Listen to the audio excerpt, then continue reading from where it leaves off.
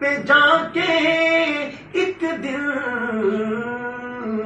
سناؤں کو میں حال دل کا کہوں میں ان سے.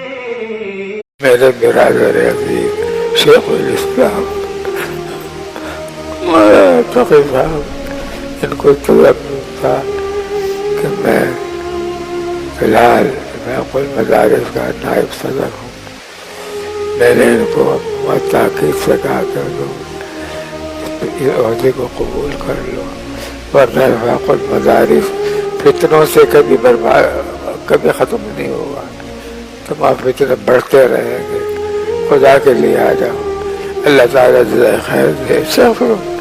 انہوں نے دارالعلوم کی نائب صدارت بھی قبول کی اور محقق المدارس کی صدارت